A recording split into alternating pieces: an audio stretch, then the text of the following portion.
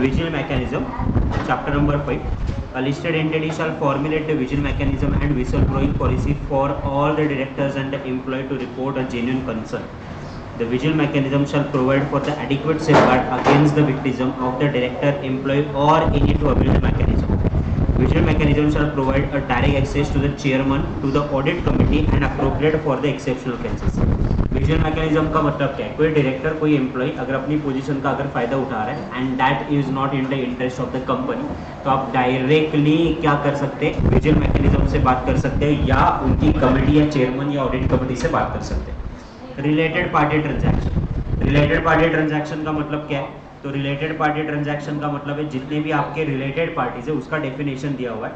The director और he is relative, की manager person और he is relative, a firm in which director or his relative is a partner, a private company in which director, manager or a relative is a member or a director, a public company in which director, managing director which hold other relatives more than 2% of the paid up share capital, whose board of directors, managing director are customized to act as a direction of the manager, then who advise a instruction of the manager and a customize the act in a professional capacity.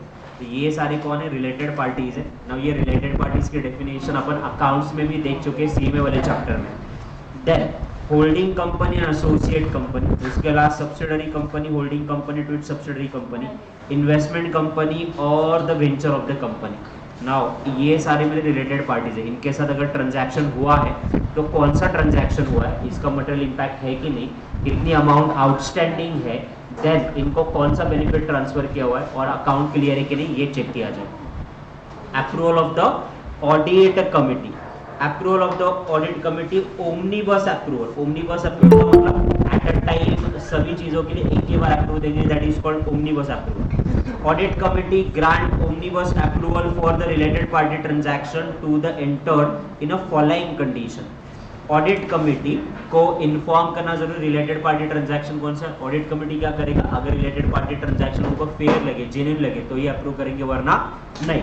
Audit committee let down the omnibus approval in the line with the policy of the transaction shall in respect of the transaction which are repetitive in nature and they need such omnibus approval. Omnibus approval shall specify name of the related party, nature of the transaction, period of transaction, maximum amount, indicative base price, current contract and audit committee teams to be filled. ये ध्यान से देखो, omnibus approval का मतलब क्या है कि for example कोई एक डायरेक्टर और उसका पार्टनर, ये डायरेक्टर कंपनी का है और ये डायरेक्टर उस पार्टनरशिप फॉर्म में भी पार्टनर है, दोनों के बीच में ट्रांजैक्शन हो रहा है, रिलेटेड पार्टी। यस, साल भर में ये अनगिनत टाइम क्या करने वाले? गुड्स परचेज करने वाले उसी पार्टनरशिप फॉर्म से। नाउ इन दैट सिचुएशन हर बार कहाँ अप्रूवल लेते बैठेंगे ना, तो साल भर में जितने भी ट्रांजैक्शन होंगे तो वो पार्टी कौन है, कितनी बार ट्रांजैक्शन होने वाला है और किसके साथ होने वाला है, रिलेशनशिप क्या है, इसका एक ही बार अप्रूवल देंगे। हर बार एवरी टाइम अप्रूवल लेंगे क्या? नहीं। That is called as the omnibus approval. Now, audit committee review at least on a quarterly basis the details of related party transaction. Omnibus approval दिया है, इसका मतलब ये नहीं कि पूरा ही आप quarter to quarter basis audit क्या करेगा, ऑडिट कमिटी चेक करेगा। Omnibus approval not exceeding for the 1 year, quarter to quarter check करना है, एक साल के ऊपर का अप्रूवल नहीं रहेगा। मैक्सिमम वैलिडिटी कितनी रहेगी? एक ही अप्रूव रहेगी। Those transaction which are repetitive in nature and large in nature, उसके लिए ओमनीबस अप्रूवल दिया जाता है। एक बार जस्ट गो थ्रू करो अप्रूवल ऑफ ऑडिट कमिटी पूरा अच्छे से, क्योंकि ये इंपॉर्टेंट है।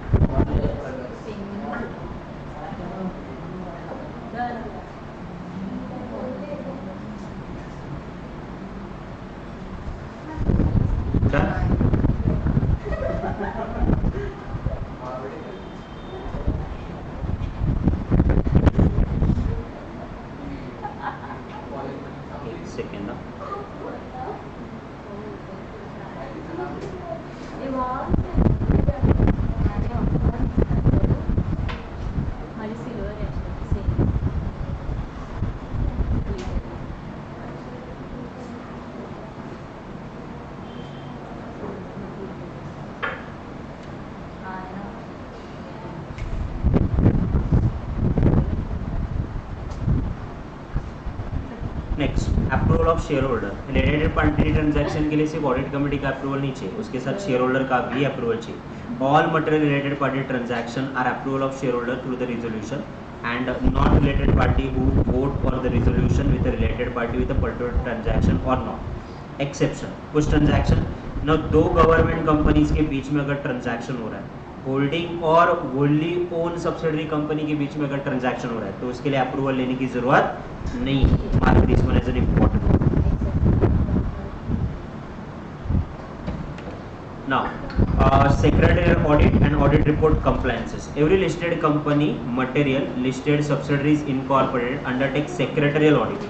Secretarial audit का मतलब क्या कि इनको कौन से लॉज एप्लीकेबल हो रहे हैं ये चेक करना और उसके कंप्लायंस हुए कि नहीं हुए।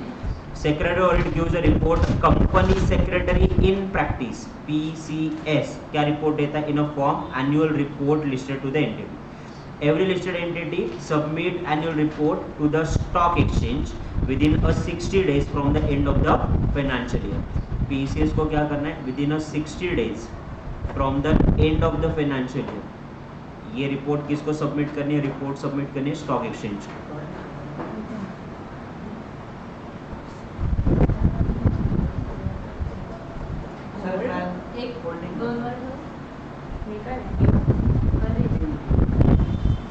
Done? Obligation in respect of independent director. No person shall appoint or continue as an alternate director for independent director of a listed entity from 1st October 2018. Okay, alternate director करके काम नहीं कर सकता कोई भी इंडिपेंडेंट डायरेक्टर। कब से? From the 1st October 2018. Maximum tenure for the independent director are mention as follows. 7 companies में मैक्सिमम डायरेक्टर हो सकते हैं ना, ये अपन ने कल वाले सेशन में देखा हुआ था। Independent director in one meeting of the financial year without presence of non independent director, the member of a management and all independent directors have strive to be present at a meeting. Independent director who resign or is removed from board of directors of a listed entity shall replaced by the new independent director, but not later than immediately next meeting from the month which is later. तो independent director है, अगर ये non independent director बन जाता है किसी भी एक फाइनेंशियल मीटिंग से, उसके नेक्स्ट एनुअल जनरल मीटिंग या नेक्स्ट मीटिंग में जो भी मीटिंग होगा उसकी जगह दूसरा इंडिपेंडेंट डायरेक्टर क्या किया जाएगा? अपॉइंट किया। 2 मीटिंग के गैप के बीच में उसको अपॉइंट करना। A listed entity fulfill the requirement of independent director board of directors without failing to the vacancy created by resignation or the revolt.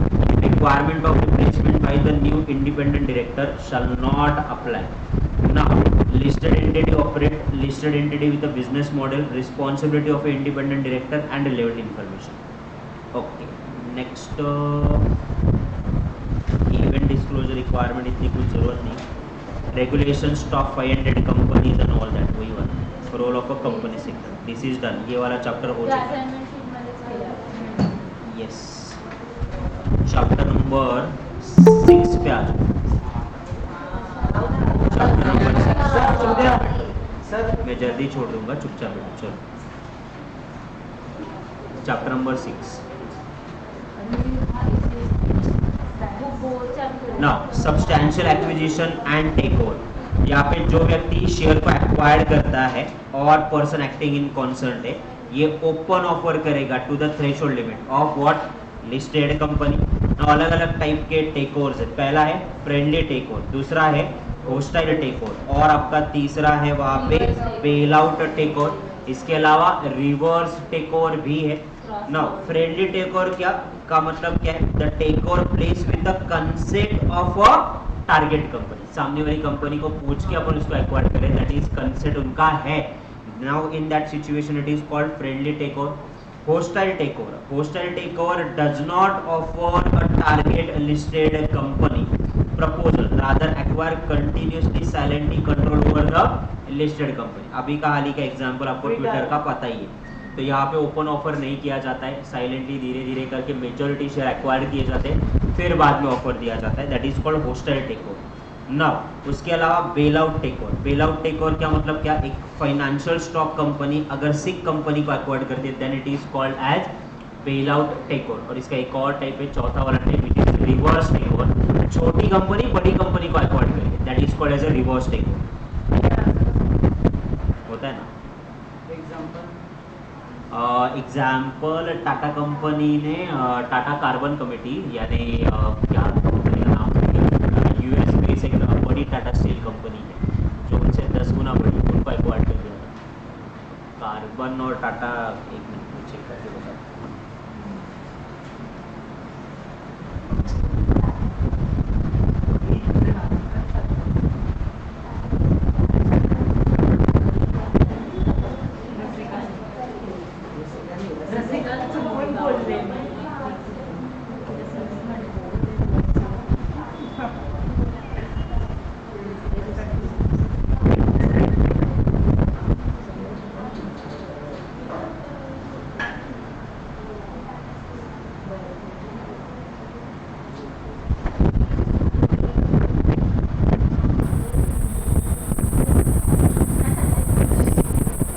Coarse steel करके एक कंपनी थी जो टाटा से 10 गुना बड़ी, तो टाटा स्टील बिजनेस ने कोरस कंपनी को एक्वायर किया था, which is the US based. तो ये एक एग्जांपल है उसमें।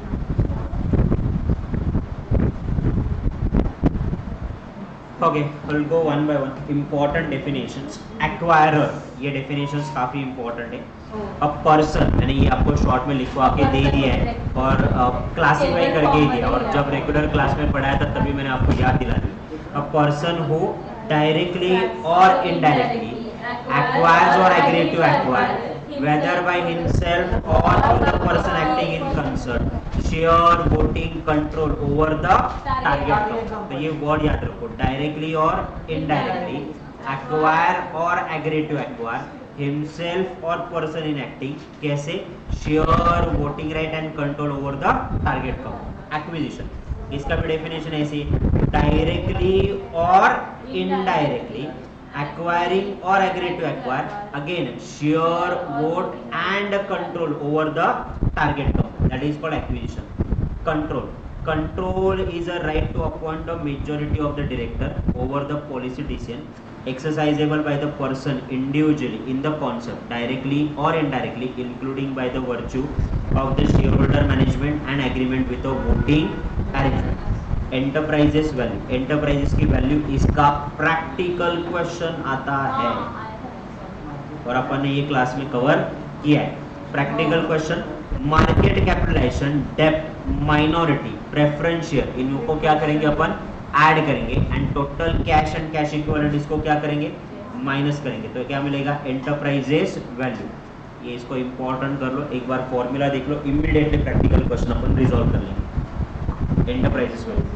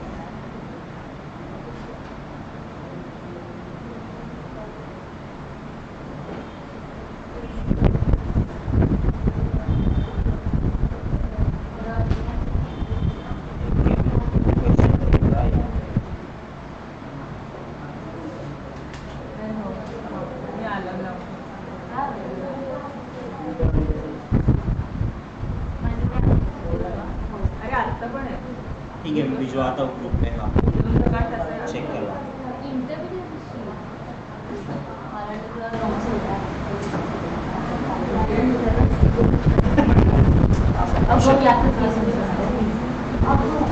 Next one, frequently traded share किसको बोला जाएगा? फ्रीक्वेंटली ट्रेडेड शेयर्स जो रेगुलरली एक पर्टिकुलर पीरियड में ट्रेड किए जाते हैं 10% या 10% से ज़्यादा, जिनकी डेली ट्रेडिंग 10% से ज़्यादा है, then it is called as a frequently traded share. 10% से कम ट्रेडिंग हो रहा है, then it is non frequently traded share. Maximum permissible non public holding, maximum permissible non public holding of a target company उन्होंने दिया है। Economic offender, economic offender यानी आप सेबी रेगुलेशन के तहत इकोनॉमिक ऑफेंडर करके कहलाते, that is called as economic offence. Offer period between which the enter into the contract formal और informal to acquire the share voting right and period of the company that public announcement, that is called as an offer period. ये सबसे ज़्यादा important है। Person acting in a concert, कौन से लोग हैं जिनको अपन पर्सन एक्टिंग इन कंसर्ट मानेंगे? Person with the common objective acquisition of share, voting, exercise control over a target company under the agreement, formal or informal, directly or indirectly for acquisition of share, voting or control of a target company.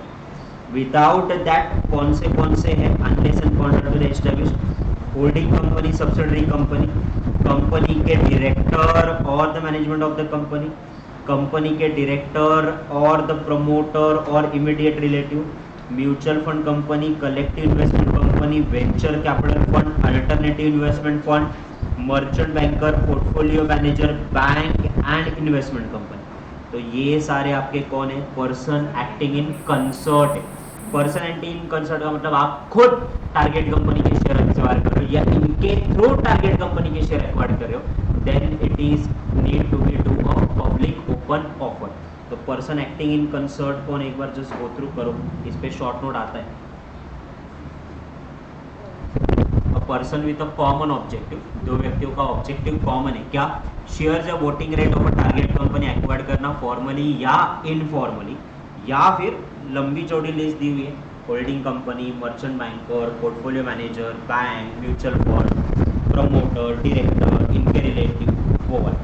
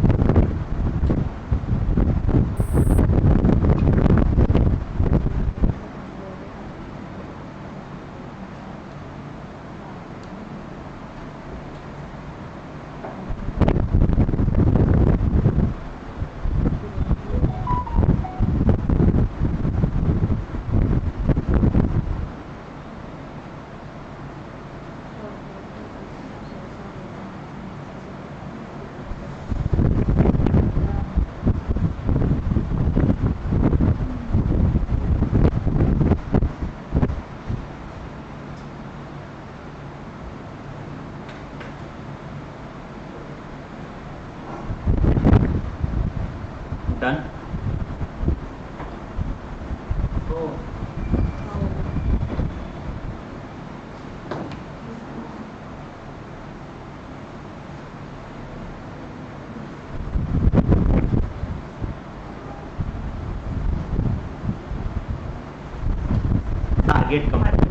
Target company includes the body corporate or corporation established under the central legislation and it is in a force whose share are listed on a stock exchange.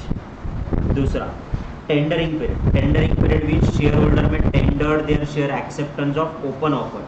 सामने वाली व्यक्ति open offer करेगा, फिर उस open offer को respond करेंगे आपके share holder, उनके शेयर वो क्या करेंगे? उस व्यक्ति को बेचेंगे। That period is called tendering period. Then volume weighted average price and volume wilful defaulter, ये अभी देखने की जरूरत नहीं है। चलो, ये ट्रिगर ऑफर ओपन कब होता है ये ध्यान से देखो, क्यों यही कीवर्ड है आपके। 25% और वोटिंग पे पर्सन एक्वायरर खुद और पर्सन एक्टिंग इन कंसर्न, अगर दोनों मिला के इनके पास शेयर होल्डिंग अभी के शेयर एक्वायर करने के बाद 25 के ऊपर जा रहे हैं तो ओपन ऑफर आपको करना पड़ेगा, ट्रिगर पॉइंट दब जाएगा। अगर 25 के नीचे तो ट्रिगर पॉइंट नहीं दबेगा तो ओपन ऑफर करने की जरूरत नहीं है। जैसे कि पहले आपके पास 1% शेयर थे, आप और 26% शेयर ले रहे हो पोस्ट आपकी होल्डिंग 27 हो जाएगी, 25 के ऊपर चला गया, ट्रिगर दब गया, तो यहाँ पे ओपन ऑफर करेंगे।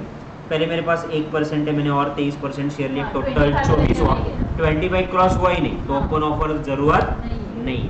सो वहां पे उन्होंने बोला that the person intend which acquire existing share holder excise 25% or more voting rate and such additional only after making a public announcement minimum 26% of a target company through the open offer।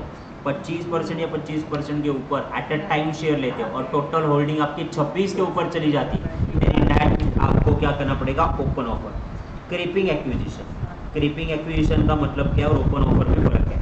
Acquirer hold 25% और मोर, acquirer के पास already 25% और मोर के share, उसने क्या किया, उसने less than maximum non public holding of a target company acquire additional share more than 5%, 25% के ऊपर ऑलरेडी है और 5% शेयर उसने लिए during the financial year only after making a public announcement. In that situation इसको ओपन ऑफर करना पड़ेगा। ध्यान से देखो, एक पर्सन है, ऑलरेडी 26% शेयर है उसके पास, ओके, उसने 3% शेयर लिए तो ओपन ऑफर की जरूरत नहीं है। उसने 6% शेयर लिए, 5 के ऊपर चला गया, यस, ओपन ऑफर की जरूरत है। तो यहाँ पे देखो, ये जो आपका है ये ओपन ऑफर है, ये आपका क्रीपिंग एक्विजिशन है, और ये आपका जो 75% है उसके ऊपर आप शेयर ले ही नहीं सकते। मिनिमम 25% आपको शेयर किसके लिए रखने, पब्लिक के लिए रखने। अगर 25% शेयर भी पब्लिक के लिए रखे ही नहीं है तो लिस्टेड का क्यों करे, फिर प्राइवेट कंपनी बनाओ ना फिर। ओके, तो ध्यान से देखो, पहला ट्रिगर कब बनेगा, within 25%, no need to make a open offer. आपने 25 से ज्यादा शेयर है, देन 25 से ज्यादा बट 75 से कम, एट अ टाइम एक साल में 5 साल के ऊपर लिए क्या, नहीं, तो नो क्रीपिंग एक्विजिशन। लिए क्या, यस, क्रीपिंग एक्विजिशन। और 75 के ऊपर क्या एक्वायर कर सकते क्या, नहीं। ओपन ऑफर कब मैंडेटरी है और कब वॉलंटरी है ना, उसके रेगुलेशंस आप लोगों को देखने हैं। एक्विजिशन ऑफ शेयर कंट्रोल और acquisition of share of control mandatory है।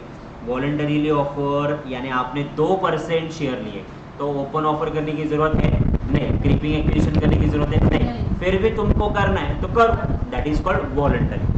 मैंडेटरी कब, ध्यान से देखिए, acquisition of regulation, regulation number 3 क्या कह रहा है, रेगुलेशन नंबर 3 कह रहा है वहां पे that open offer to the shareholder of a target company on acquisition of share or voting acquirer along with the person acting in concert exercise 25% more of a target company, बराबर 25% या 25% से ज्यादा के वोटिंग राइट जो है of a target company का acquire करें।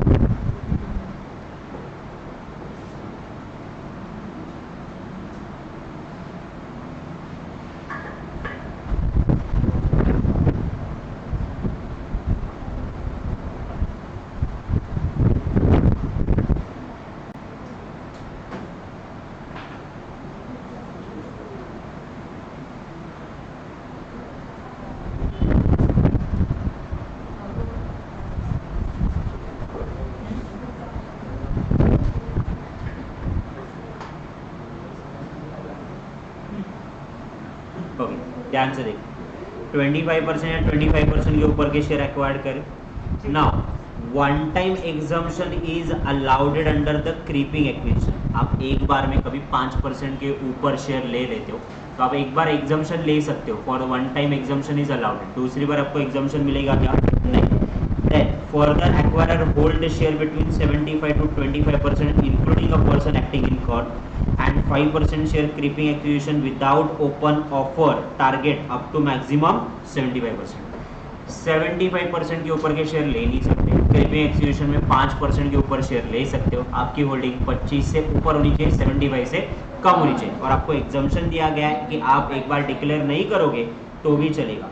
No netting off allowed, netting off allowed नहीं है, इसका मतलब क्या है, नेट ऑफ का मतलब एक होता है शेयर बाय करना और एक होता है शेयर सेल करना। बाय और सेल, बाय के अगेंस्ट सेल माइनस करेंगे, ऐसा अलाउडेड नहीं। कैसे, एग्जांपल देखो, आपकी प्रेजेंट होल्डिंग कितनी है, 27, आपने कितने परसेंट शेयर एक्वायर्ड किए, 3, तो टोटल पोस्ट होल्डिंग कितनी हुई आपकी 30%।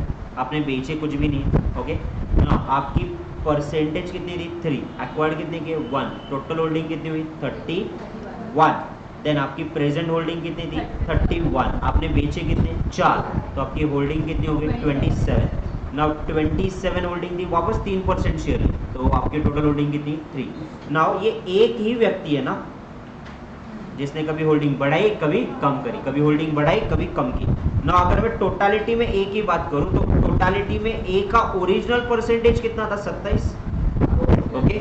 नाउ अब अगर आप चेक करोगे तो उसने 3 3 और 1 यानी टोटल 6 और 1 7% उसने क्या किए थे एक्वायर्ड किए थे, और 4% उसने क्या किए थे बेचे थे। तो अगर आप 3 3 1 टोटल 7% उसने एक्वायर्ड किए थे। Now the fourth transaction where the further A acquire 3% trigger the open offer.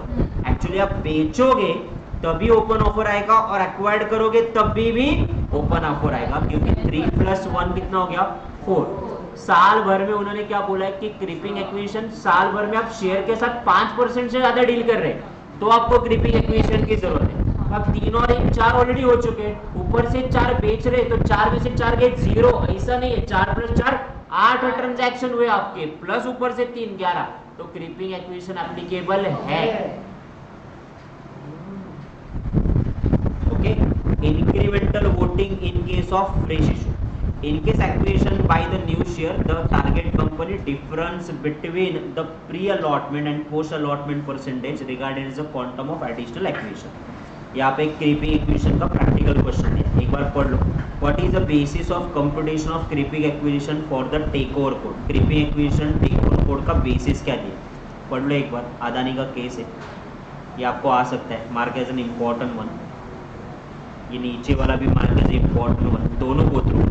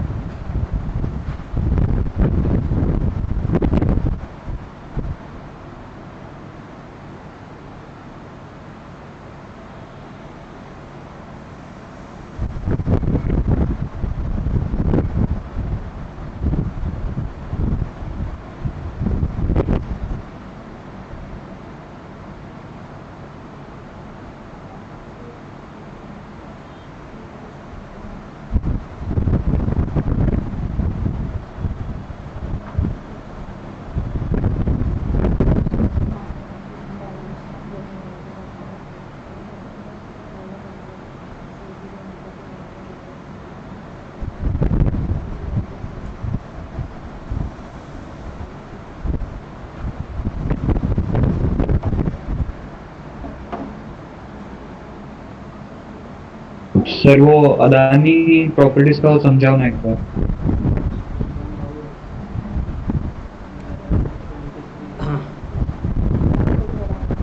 For computing the acquisition limit for creeping acquisition, gross acquisition and purchase shall be taken by ignoring the interim fall into the shareholding and owing to disposal of share. Fresh issue of shares of a target company.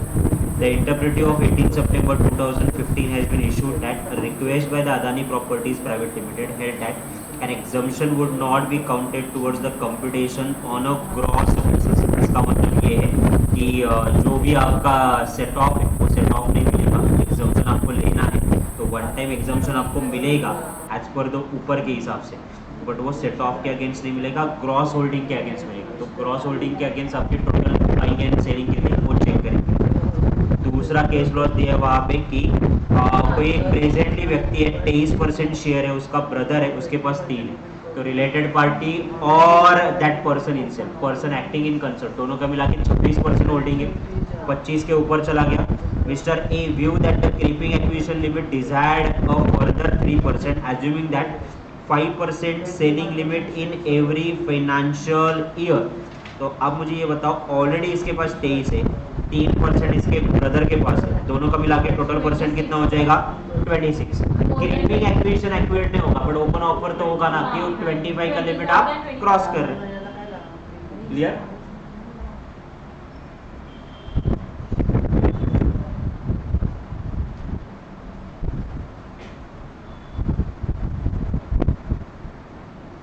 चलो, regulation number 3 has been done, regulation number 4 पे आ जाओ। Regulation number 4, if any acquirer directly or indirectly control over a target company irrespective of whether there has been any acquisition of share or not, then he had a public announcement to acquire the share from the shareholder of a target company.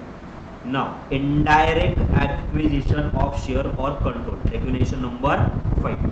The concept indirect acquisition of takeover, it explains indirect acquisition as acquisition of share, voting right and control over the company, which would enable an acquirer of the share voting right and control exercise over the percentage of voting right, which would otherwise trigger an open offer over the enabled to acquire and each exercise control over the company. Now, proportionate NAV of a target company as a percentage of NAV entity of the business acquired exceed the 80%. The sale turnover of a target company building the turnover acquired the 80%, and proportionate market capitalization is also more than 80%. तो उन्होंने कहा है, पहले एक तो regulation number 4 है और ये रेगुलेशन नंबर 5। यहाँ पे क्या हो रहा है, डायरेक्टली और indirectly control over the target company हम लोग ले रहे और उनके शेयर एक्वायर्ड करें अंडर द रेगुलेशन नंबर 4। यहाँ पे क्या हुआ, आपका 80% जो एसेट है ना वो हमारे पास है, आपका 80% टर्नओवर है ना वो सेल भी हमारे थ्रू हो रहा है, और 80% मार्केट कैपिटलाइजेशन भी जिसकी वजह से हमारा। तो बट ऑब्वियसली डायरेक्टली क्या इनडायरेक्टली आप कंट्रोल कर ही रहे ना, 20% माइनॉरिटी में लोग हैं, उनसा कोई फर्क गिर रहा है क्या? नहीं। Delisting offer, declare intention of a time for the public statement. अगर आपने उनकी कंपनी अगर एक्वायर्ड कर ली है तो ये कंपनी को आप क्या करोगे, डीलिस्ट करोगे। वो कंपनी डीलिस्ट होगी, यहाँ पे कंपनी में क्या हो जाएगी, मर्ज हो जाएगी। तो offer of delisting, the declare intent of a intention of a public statement to comply with the delisting and delisting of offer. The offer of delisting is not successful within the 2 working days to comply with the takeover regulation. आपको company वैसे तो delist करनी कर सके better, नहीं कर सके it's okay to be takeover code के रूल्स एंड रेगुलेशन कंप्लाई करो। वॉलंटरी ऑफर रेगुलेशन नंबर कौन सा आपका 6। Prior to the holding of 25% share, acquire a person acting in concert post completion of open offer. तो आपका 25% cover हो भी नहीं है, 25 के नीचे, फिर भी आपको ऑफर देना है तो दे सकते हैं। That is as per regulation number 6। क्या है, acquisition of share prior to the voluntary open offer. आप शेयर एक्वायर्ड करने से पहले बता सकते हैं।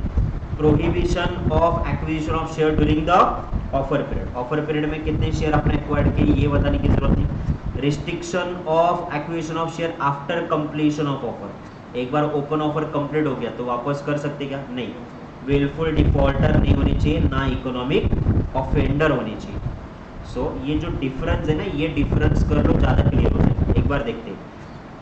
Compulsory open offer trigger on both direct और indirect route, triggered only in excess of 5 और 5% अगर साल में एक बार 5% के ऊपर चला गया। Voluntary applicability, applicability the cross hold और threshold limit creeping acquisition by way of control, no such applicability. Minimum size 26%, यहाँ पे कितना है 10%। सो ये एक डिफरेंस देख लो, ये डिफरेंस आ सकता है, mark this as an important one.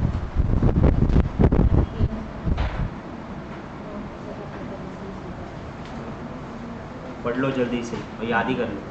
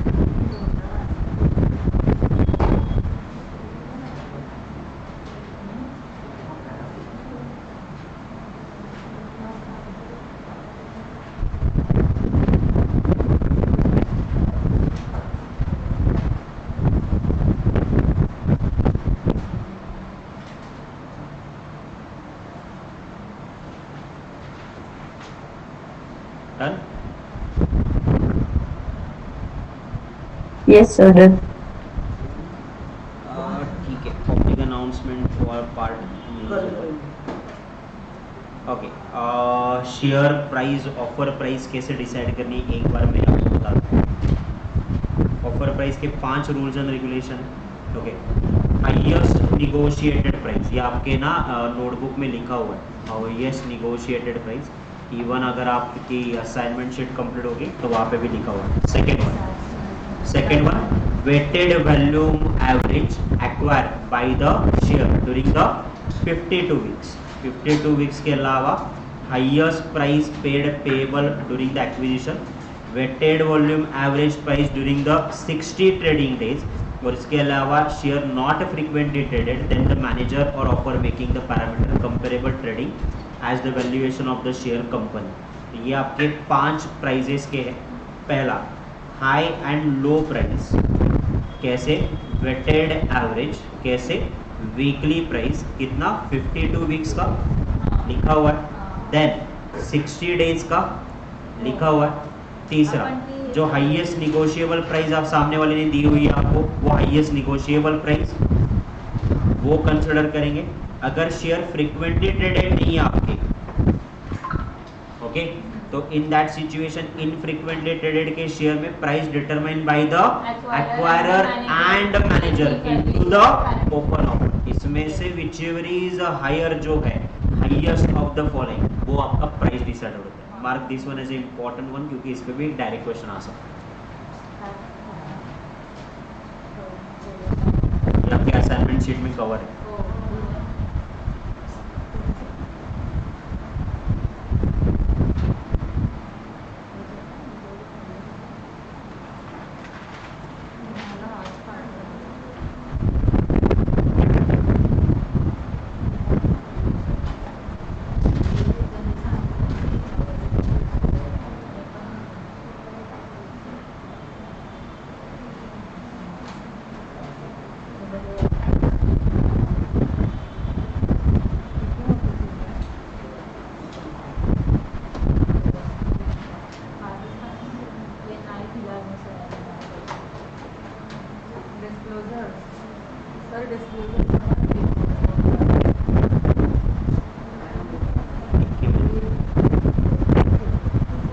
Disclosure is not important.